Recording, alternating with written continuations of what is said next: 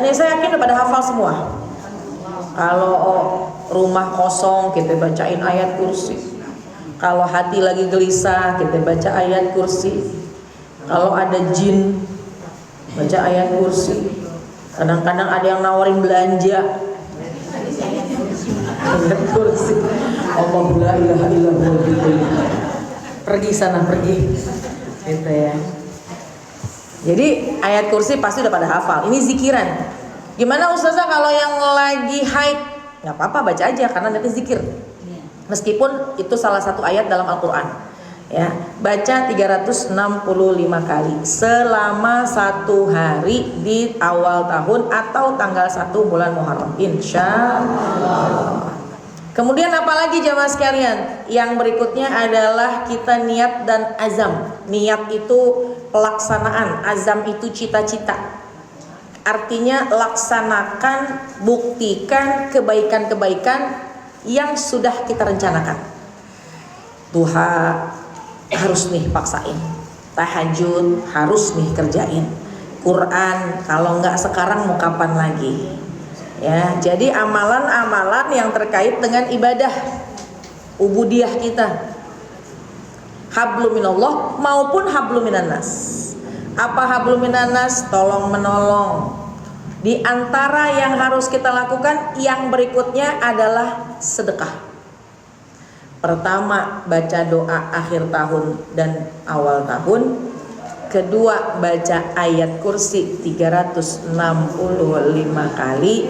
Yang ketiga, niat dan berazam. Niat itu pelaksanaannya, azam itu sebuah angan-angan, sebuah cita-cita. Harus besar cita-cita kita, tapi harus diiringi dengan pelaksanaan. Ya, jadi niat apa yang belum kita laksanakan, kita laksanakan. Kamu mau nunda sampai kapan lagi? Ini momentum awal tahun. Gitu ya, amalan-amalan hablum minallah. Yang ketiga, yang keempat hablum minannas. Apa yang hablum minallah? Tadi amalan sunnah. Apa hablum minallah? Terkait dengan baca Quran. Apa hablum minallah? Terkait dengan hubungan kita, pendekatan kita kepada Allah. Harus ada nambah dekatnya sama Allah. Mana yang nomor 4? Yaitu hablum minannas, yaitu tentang sedekah. Jamaah sekalian, ya, sedekah ini adalah sesuatu amalan yang istimewa. Nah, saya catat dulu poin-poinnya. Tadi yang keempat apa tadi? Sedekah. Yang kelima, jangan lupa puasa sunnah. Harusnya puasa nomor 1 tadi ya, di awal, nggak apa-apa. Saya ulang, yang pertama baca doa akhir tahun dan awal tahun. Kedua, baca ayat kursi. Ketiga, niat kepada Allah, niat berazam melaksanakan sunnah-sunnah yang terlewati. Kemudian yang keempat terkait dengan hablum minannas, yaitu sedekah. Yang kelima, perbanyak puasa sunnah. Ya, baik jamaah sekalian, kalau ngomongin tentang poin pertama doa, ya, karena di doa itu ketika akhir tahun kita minta perlindungan sama Allah agar yang berlalu, kebaikan yang berlalu bisa kita pertahankan untuk kita laksanakan. Dan kita minta kepada Allah di doa awal tahun, tadi akhir tahun, doa awal tahun kita minta dibuka tahun yang baik, tahun yang baru, semangat yang baru, yang mudah-mudahan senantiasa diberikan kebaikan-kebaikan di masa mendatang. Ya, sini boleh geser.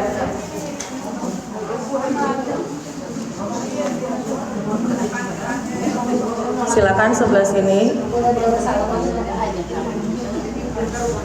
Jangan di pintu, ntar dilamar urung. Baik, lanjut. Yang kedua tadi baca ayat kursi. Ya, jamaah sekalian, baca ayat kursi 365 kali. Kalau bisa juga amalkan setiap habis sholat fardu baca ayat kursi. Ayat yang paling mulia. Karena seseorang yang membaca ayat kursi selepas sholat fardu, maka Allah akan siapkan surga untuknya. Ayat kursi. Yang ketiga, niat dan azam tadi ya. Pokoknya harus kita paksain dengan cara laksanakan. Bagaimana kita bisa mau melaksanakan satu amalan kalau cuma niat tapi nggak ada pergerakan. Amalan yang baik adalah niat yang dilaksanakan. Niat pengen duha, tapi niat mulu, niatnya sudah bagus. Tapi kalau nggak ada pelaksanaan, cuma satu pahalanya. Tapi begitu niat pengen sholat duha, pengen ibadah, niatnya udah bagus satu kali, dan ketika dilaksanakan maka bi asyri amsalihah, dikali 10 kebaikannya. Jadi supaya berlipat-lipat ganda, niatnya harus dilaksanakan ya, insya Allah. Itu terkait dengan hablum minallah. Hablum minallah ini yang amal-amal sunnah. Dan kemudian yang keempat, hablum minannas, sedekah. Jamaah sekalian, sedekah jangan salah. Ketika kita sudah ingin memuliakan bulan Muharram, sedekahnya jangan salah. Sedekah yang paling utama, yang pertama adalah kepada keluarga. Jangan kita ngasih sama orang, sama teman, tapi keluarga masih kesusahan. Ya, siapa keluarga? Keluarga dekat, adik, kakak, ya. Kita punya lingkungan yang sedang membutuhkan, lingkungan keluarga yang sangat membutuhkan itu dulu. Dan dianjurkan Bu, nanti di tanggal 10 bulan Muharram diutamakan kita memberikan kelapangan, keluasan kepada keluarga. Tanggal 10. Kalau saya lihat tanggal 10 itu hari Kamis. Kalau dihitung dari Selasa, Rabu, Kamis, Jumat, Sabtu, Minggu, Senin, Selasa, Rabu, Kamis. Nanti hitung tuh 10 di hari Asyura. Itu niatin kita memberikan keluasan kepada keluarga. Man wassa'a ala iyalih. Kata Nabi, siapa yang meluaskan belanja keluarganya, Allah akan luaskan rizkinya setahun yang akan datang. Ibu centang tanggal 10 bulan Muharram. Bagaimana cara meluaskan belanja, meluaskan rizki keluarga? Nih, yang pertama, bilangin sama suami, ayah, tanggal 10 bulan Muharram, 10 hari Asyura, ayah tambahin uang belanja saya. Rekam. Hah? Suami udah nggak nyari duit, berarti duit kita insya Allah yang banyak dan berkah rezekinya. Bu, nih seorang istri, kalau ada seorang istri dia bekerja, suaminya nggak kerja, atau suaminya kerja tapi nggak cukup, istri nambahin, istri keluarin buat menyempurnakan, menambahin kebutuhan keluarga. Nih perhatiin, istri tersebut yang mengeluarkan uang, mengeluarkan harta, mencukupi kebutuhan keluarga yang bukan itu kewajibannya, maka Allah nggak akan pernah susahkan hidup dia. Amin. Nggak akan pernah. Kenapa? Karena dia sedekah tiap hari. Mana kosomalun min sedekah, nggak akan habis harta yang disedekahkan. Baliasdat, nambah mulu. Jadi makanya kalau ibu nih kayaknya urusan sayur mayur, urusan ayam, ya bukan kewajiban kita kan, kewajiban suami, tapi kita keluarin duit setiap hari sesuai kemampuan. Tuh duit yang kita keluarin pribadi kita itu sedekah.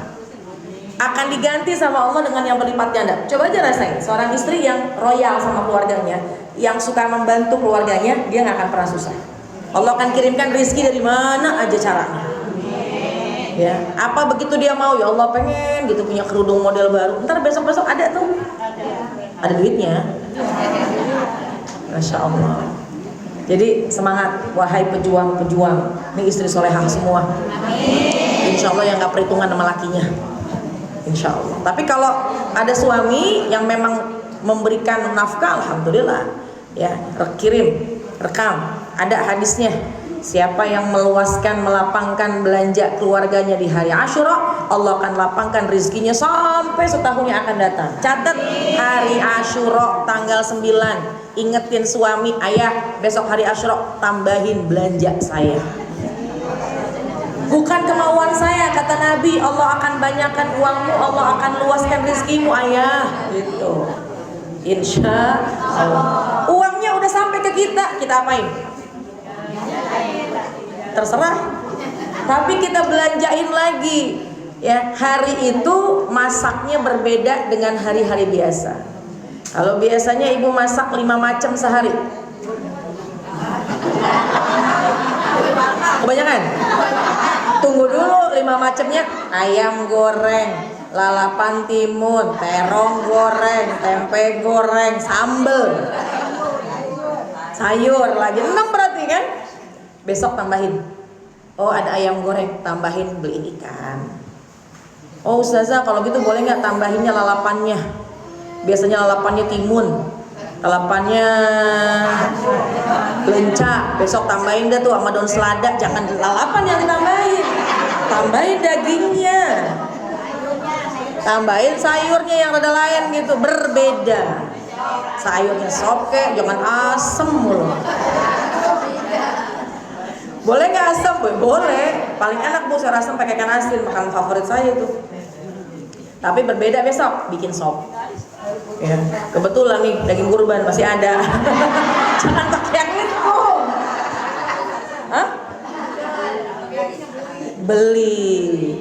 Udah ada bikin sop, pakein ayam goreng, pakein rendang. Pokoknya berbeda. Dengan niat apa? Melapangkan rezeki keluarga di hari itu. Saya dulu punya ayah. Ayah saya itu kalau di hari Asyura selalu ngasih uang kepada anak, kepada cucu. Nah, ibu nih kalau punya anak tambahin jajan anak-anaknya. Biasa ngasih jajan 2.000, kasih dah tuh 2.500. Kata anaknya, "Ma, pelit amat, Ma, cuma nambahin 500 perak, dapat apaan zaman sekarang?" 5.000, 10.000, 20.000. Niat apa? Niat tabarrukan dengan hari Asyura. Niat menjalankan tafaulan apa yang diperintah sama Nabi, meluaskan belanja keluarga. Insya Allah. Ya, ibu punya anak, tambahin jajan mereka. Ada cucu, ada 10, kasih jajan. Nih hari ini belanja deh ke supermarket, tambahin. Ya. Ada yang kerja di rumah, kasih bonus. Siapa lagi keluarga yang sekira-kira kita mau kasih? Nah, utamakan keluarga. Di hari Asyura Allah akan lapangkan rezeki kita setahun berikutnya. Amin ya rabbal alamin. Jadi sedekah jangan salah. Silakan bersedekah yang banyak, tapi dahulukan keluarga atau kerabat. Itu yang keempat. Ya, yang kelima, puasa. Puasa menjadi amalan yang utama sebenarnya. Karena baginda Rasul itu ketika masuk bulan Muharram, maka Nabi SAW meningkatkan puasa sunnahnya. Ya, kalau bisa sebelah sini boleh ibu, boleh maju. Jangan depan pintu, takut dilamar urung. Iya, makanya ya. Sini boleh, sini kosong. Gak apa-apa, gak apa-apa. Sini Bu, gak apa-apa Bu. Nah, jadi polisi kayaknya bisa selonjor deh. Aman, aman. Lanjut.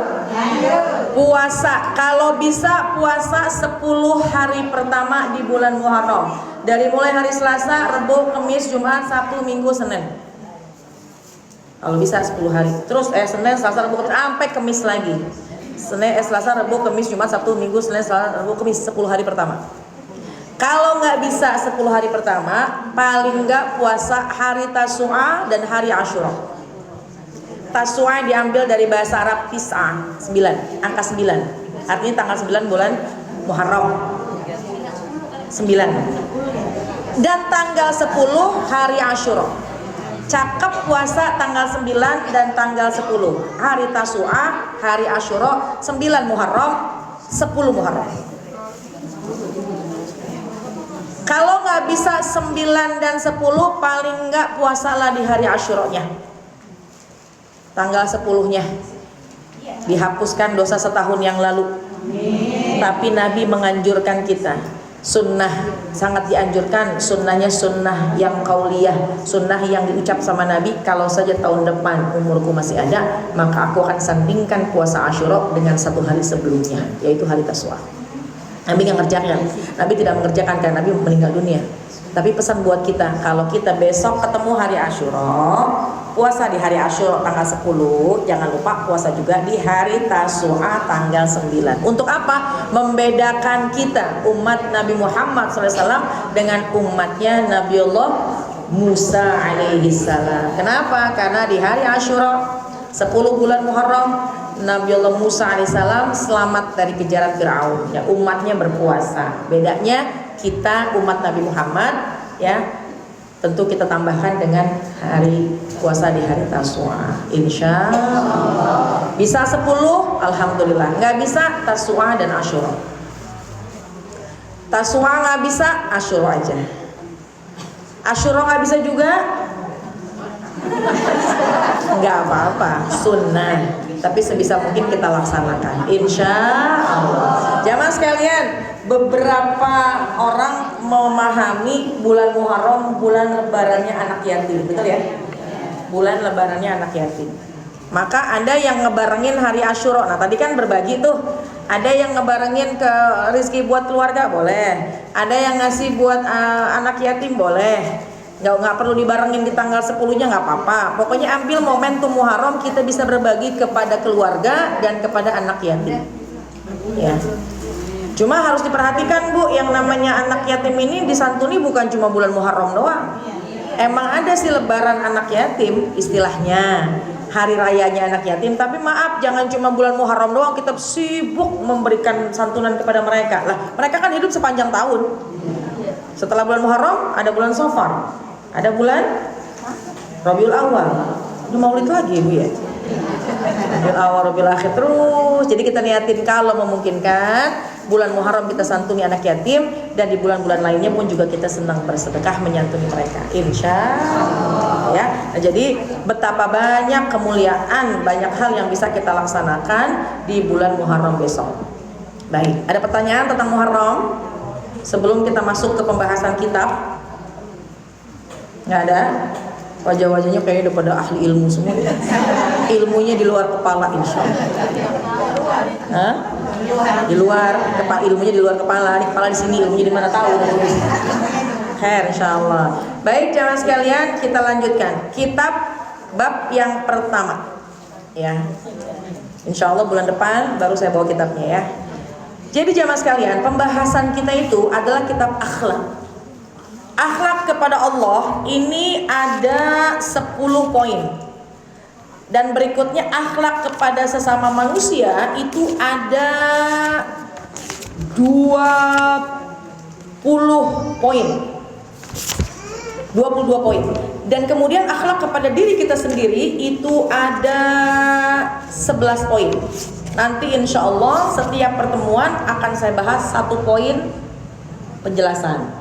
Bulan berikutnya 1 poin penjelasan, pelan-pelan tapi mantap ya, insya Allah. Baik, akhlak yang pertama, akhlak kepada Allah ada 10, tapi saya bahas yang nomor 1 dulu. Yang pertama ya, khuluqu nama Allah, akhlak kepada Allah. Yang pertama adalah nuraqibullah fi jami'il ahwal. Artinya kita selalu diawasin sama Allah. Ini akhlak kita sama Allah. Kita merasa diawasi sama Allah. Muraqabah. Bolehlah. Yang pertama muraqabah. Merasa diawasi sama Allah. Ya. Merasa diawasi oleh setiap keadaan. Jadi kita ini selalu merasa diawasi. Dan di poin yang pertama, kita ngomongin muraqabah dulu kalau gitu ya, supaya cukup waktunya. Baik, muraqabah. Jamaah sekalian, ini akhlak pertama kita sama Allah, merasa diawasi. Muraqabah, selalu dipantau. Orang kalau dipantau pasti dia akan merasa diawasi, kan gitu ya. Ada orang kerja di rumah kita Bu, ada CCTV, udah pasti kerjaannya bagus tuh. Tapi nggak semua, ada juga orang yang rajin, nggak diawasin juga tetap aja gitu. Tapi kebiasaan kalau karena diliatin jadinya gesit, karena diliatin jadinya rajin, kalau kagak diliatin jadi melempem, ada yang begitu. Tapi kalau kita nih, karena Allah selalu ada, Al-Hayyul Qayyum, selalu mengawasi kita, nggak pernah tersilap sedikit pun, maka kita selalu merasa diawasi sama Allah. Selalu merasa Allah itu memantau kita ya, baik perbuatan maupun ucapan. Dalam Al-Quran surat Al-Isra ayat 36, nah itu menjadi penguat buat kita. Kata Allah gini, innas sam'a wal basara wal fuada kullu ulaika kana mas'ula. Surat Al-Isra ayat 36. Terintip ya Bu ya. Inna sam'a, sesungguhnya pendengaran kita nih. Wal basara, penglihatan.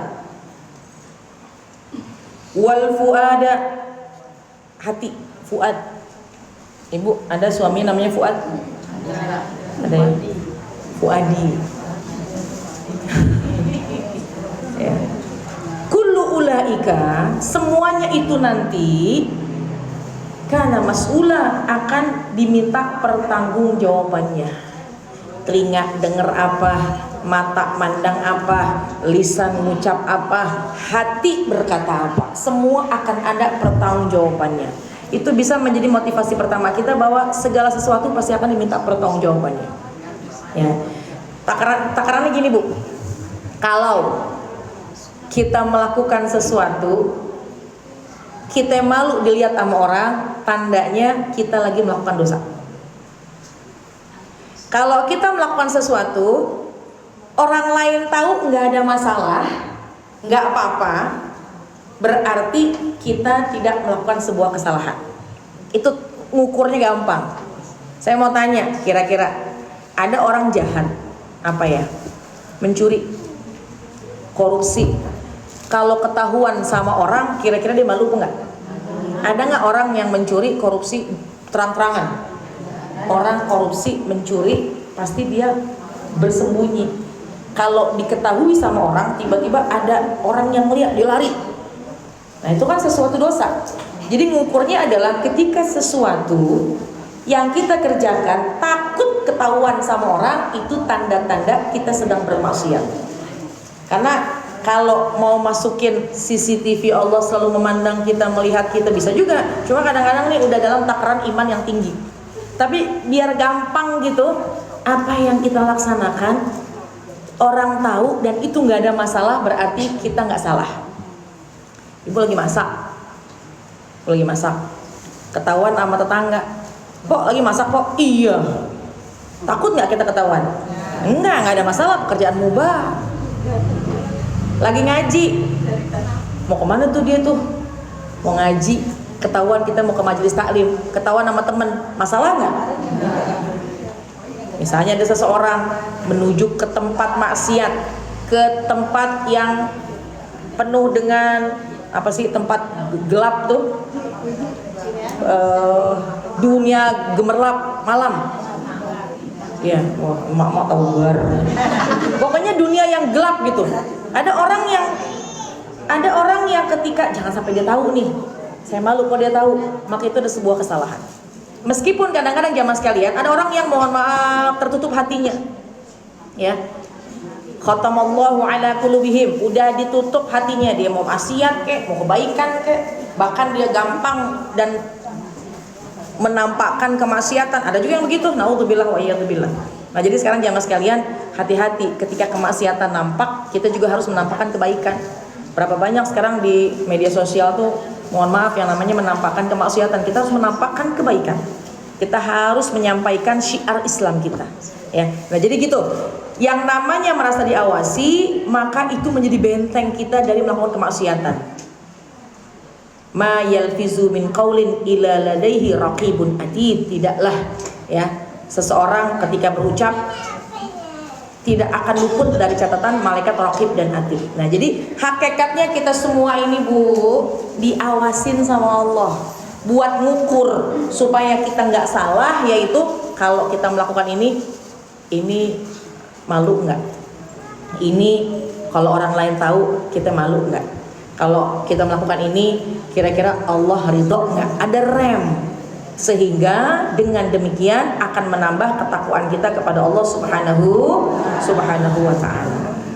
Bu, jadi yang pertama, akhlak kita kepada Allah muraqabatullah, atau kita merasa muraqabah, kita merasa diawasi sama Allah kapanpun dan dimanapun, sirron au alaniyah, mau lagi rame-rame ataupun terang-terangan, lagi rame-rame ataupun tersembunyi, ya.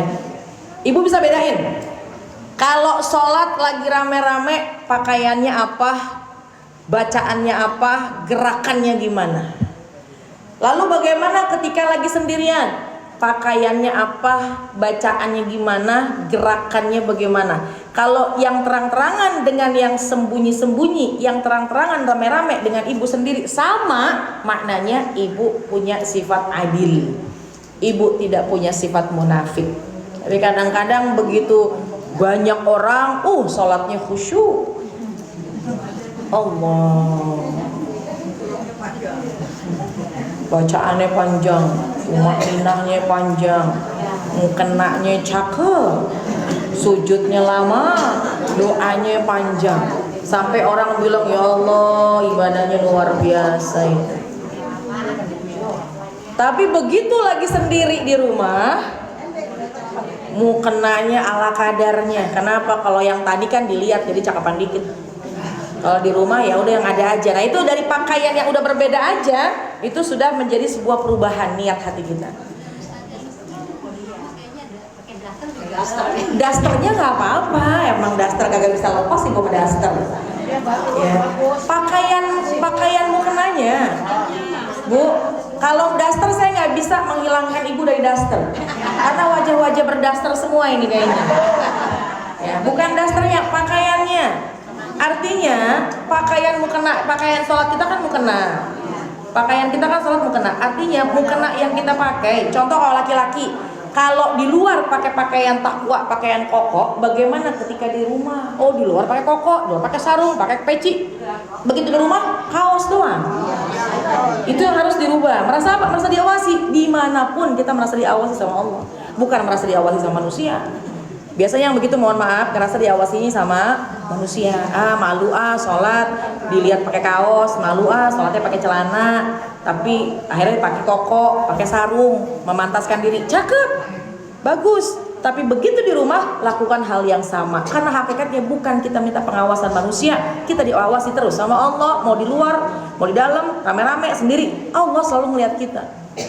Cuma memang kadang-kadang kan mantesin, kayak ibu nih sekarang kesini, namanya mantesin.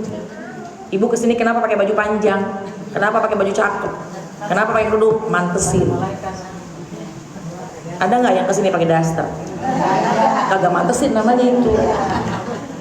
Tapi begitu di rumah kita pakai daster. Tapi pertanyaan saya, apakah ketika di rumah yes pakai daster, tapi ketika ada tamu datang kita buka aurat? Enggak, kita menutup juga. Kenapa? Karena syariat. Cuma memantaskan diri di hadapan Allah. Bagaimanapun keadaannya tetap harus memberikan yang terbaik. Nah itu diantaranya pertama pakaian. Kita sama-sama koreksi buat kita, buat saya juga. Ketika di luar mukena kita mukena yang cakep. Begitu di rumah udah robek, udah kuning, hitam, coklat. Nah itu. Padahal itu pakaian kita sama Allah. Namanya sholat di mana sih sama. Cuma bedanya kalau di luar cakep, begitu di rumah apa adanya, berarti kita pengen dipuji sama manusia. Padahal sholat adalah untuk Allah. Itu satu, pakaian. Yang kedua, gerakan. Kalau di luar ya Allah, tumakninahnya cakep, gerakannya lama, sholatnya lama, doanya panjang. Tapi ketika di rumah lagi sendirian, Assalamualaikum warahmatullahi, Assalamualaikum warahmatullahi, amin, jalan, jalan. Ada yang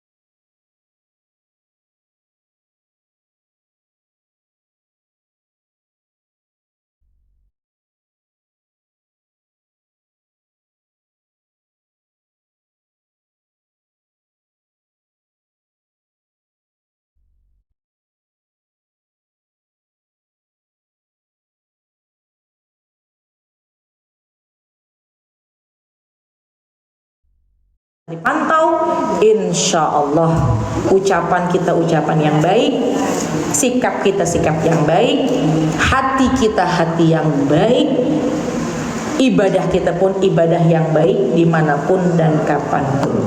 Insya Allah. Nah, jadi jamaah sekalian, itulah sebagai pembuka ya, bahwa terkait akhlak kita harus merasa selalu diawasi sama Allah, sehingga kita pasti akan melakukan yang terbaik, bukan untuk manusia tapi untuk Allah Subhanahu wa ta'ala. Wallahu a'lam bishawab. Ada yang mau tanya? Ini Masya Allah syiar banget hari ini, Bu. Mudah-mudahan tiap bulan Ibu ya. Insya Allah saya sudah. Hah? Bulan kapal nggak datang model Eropa. Iya. Oh gitu. Iya. Ini Masya Allah, mudah-mudahan tambah syiar lagi. Jadi hari ini, besok bulan berapa? Coba tolong lihat. Insya Allah Bu, pokoknya datang Ibu ya. Bulan depan, pokoknya setiap sehari Ahad kedua catat ke sini, ya. Karena saya itu memang ada bisa. Iya. Insya Allah 12 Juli ya. Ibu catat lagi. Insya Allah Ahad kedua. Nanti saya bawa kitabnya. Nanti kita akan juga ada tanya jawab. Mulainya lebih pagi. Hah?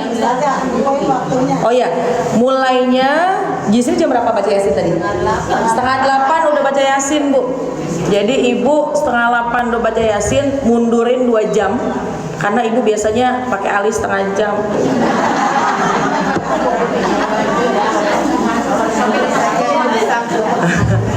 Setengah 8 udah baca Yasin, ya. Jam 8 saya ngomong, selesai jam 9. Insya Allah. Supaya jam 9 kelar. Ibu yang mau belanja, yang mau kemana-mana silahkan, gitu ya. Mau jalan-jalan hari Ahad boleh sama keluarga silahkan. Jadi niatin, insya Allah bulan depan jam 7:30 udah sampai sini. Jam 8 saya udah nyampe. Mudah-mudahan jam 9 lewat dikit udah bisa kita tuntaskan pengajian kita. Insya Allah tanggal 12 insya Allah saya hadir di sini. Ya, baik jamaah sekalian, ini sebagai pembuka bahwa begitu banyak amalan-amalan yang bisa kita laksanakan di bulan Muharram. Tadi ada berapa? 5. Yang pertama baca doa awal akhir tahun, doa awal tahun. Yang kedua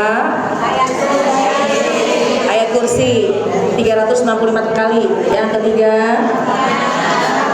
niat dan azam harus dilaksanakan, bukan hanya niat tapi dilaksanakan, bukan hanya bercita-cita tapi harus dilaksanakan. Ya, kagetin.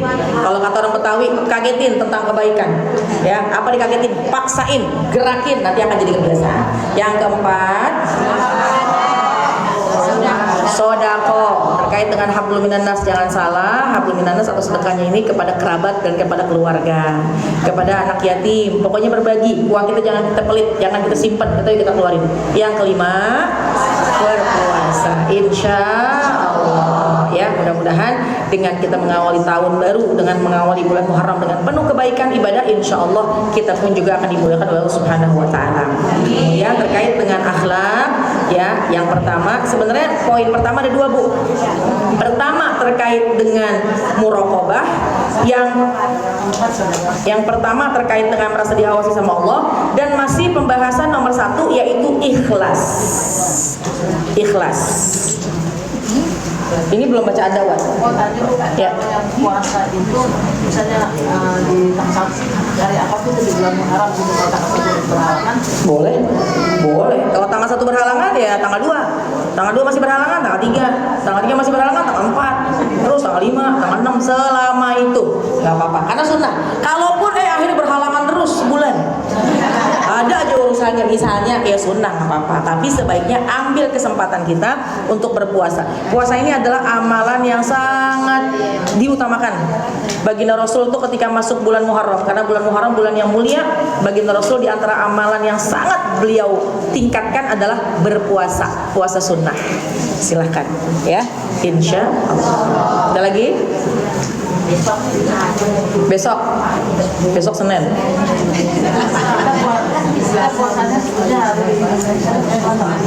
Selasa. Mau besok mulai mulai puasa besok nggak apa-apa. Besok itu mulai puasa kenapa? Sebab hari Senin, Yaumul Isnin, boleh. Ya, sorenya kita baca doa akhir tahun, awal maghrib pas habis buka puasa doa awal tahun. Lanjutin berzikir, baca ayat kursi. Selasanya puasa lagi. Selasa nggak bisa, ya udah Rebonya. Selasa Rebo nggak bisa Ustazah, ya udah Kemisnya. Kemis kalau bisa puasa, kenapa? Karena barengan sama sunnah Kemis juga. Selasa Rebo kayaknya nggak bisa Ustazah, ya udah Kemis aja. Cuma Sabtu Minggu nggak bisa Ustazah, Senin aja, nggak apa-apa. Mau selama bulan Muharram ngambil Senin Kemis nggak ada masalah juga. Senin Kemis nggak, ngambilnya ayam mulbit aja juga nggak ada masalah karena puasa sunnah. Yang penting bulan Muharram ada puasanya. Lebih baik lebih banyak amalan puasanya ya. Insya Allah. Ada lagi? Ya. Harus tanggal 1 atau boleh kita Boleh tambah lagi hari kedua boleh. Artinya mengawali hari dengan menghidupkan lisan kita dengan bacaan ayat kursi. Oh, hari pertama nggak kelar nih, lanjut lagi hari kedua boleh. Selama 3 hari 365 ya nggak apa-apa juga. Ya, yang penting sebisa mungkin di bulan Muharram itu kita tuntaskan 365 kali surat atau ayat kursi. Ya. Kan sekarang anak tubuh udah pakai apa namanya? Udah pakai udah pakai digital ya. Dan jamaah sekalian, ayat kursi itu termasuk zikir. Jadi dalam kitab Misbahuz Zulam ya ada itu di antara untuk mengobati hati dengan cara zikir. Ya. Zikirnya itu dengan muwazobati. Muwazobah. Apa muwazobah? Yang terus menerus. Kadang-kadang kita cuma semangatnya di awal doang nih, tapi kesononya agak kendor. Padahal ngobatin hati dengan zikir ya, bil muwazobati, dengan kesungguh-sungguhan, dengan berkesinambungan yang berketerusan gitu. Nanti hasil dari zikir yang berkesinambungan, maka dia akan yafrahu bi ta'at.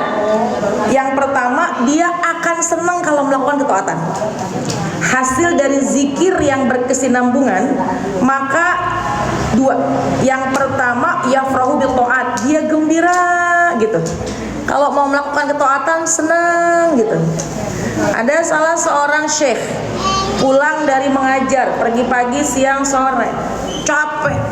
Begitu sampai di rumah nggak rebaan. Kalau ibu-ibu kan habis ngaji aja rumah-rumahnya udah pada merebaan nih di sini. Tapi beliau begitu habis ngajar menyampaikan ilmu, capek, lelah, sampai rumah buka baju langsung sholat. Ditanya sama muridnya, "Syekh, kan kau lagi capek, kenapa langsung sholat? Kenapa nggak istirahat dulu?" Apa jawaban syekhnya? "Ini istirahat saya. Karena ketika saya sholat saya menemukan kebahagiaan." Saya mau nanya sama ibu kayak begitu apa enggak?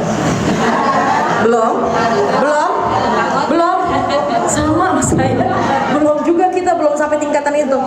Tapi oleh karena itu, kenapa mungkin kita belum semangat dalam melakukan ibadah? Sebab mungkin masih tertutup hati kita. Kenapa tertutup? Kurang zikir. Nah, karena itu kita niatin ya Bu ya. Ada yang cetek, ada yang tasbih atau pakai yang tangan. Bismillah, khair, laksanakan semua. Yang penting apa? Siramin hati kita. Hati itu layaknya wadah. Ini wadah nih, kayak wadah. Jernih airnya. Jadi maka insya Allah akan mendapatkan kebaikan-kebaikan. Ya, kalau bawahnya banyak debu, ada noda, maka dia harus disiram dengan air bersih. Lama-lama akan bersih, akan hilang. Ini air apa Bu? Air bening. Saya coba ya. Kalau di bawah gelasnya ada noda, ada kerak, ya, terkadang untuk membersihkan kerak itu cukup disiram dengan air yang terus menerus. Sama hati, kalau sekiranya hati sedang punya masalah, kok kesel, kok dendam, kok iri, kok marah, kok benci gitu ya, maka ternyata diantaranya dengan zikir. Dan zikir itu adalah obat hati. Nanti otomatis disiram air, ini keraknya akan hilang. Ya, di waktu-waktu yang kosong maka paling tidak basahkan lisan kita. Kenapa? Itu namanya bil muwazabati, ada zikri, yaitu zikir yang terus-menerus dilaksanakan. Nanti biquwwati hatta yafrahu, dengan kekuatan zikir akan mendatangkan kebahagiaan ketika taat kepada Allah. Ya, wa yaknis, dan juga mendapatkan kesenangan, senang gitu. Ada orang yang senang ke mall, ada. Saya pun senang ke mall. Tapi ada orang yang senang ke majelis, ada. Ini ibu-ibu nih, senang ke majelis. Kenapa senang aja gitu ke majelis? Tenang hatinya, padahal begitu nyampe nyender, merem. Tapi senang aja gitu. Nah, itu adalah di antara semangat, di antara tanda-tanda orang yang taat, orang yang bertakwa adalah ketika kebaikan dia akan bersemangat dan bergembira dan senang melakukannya.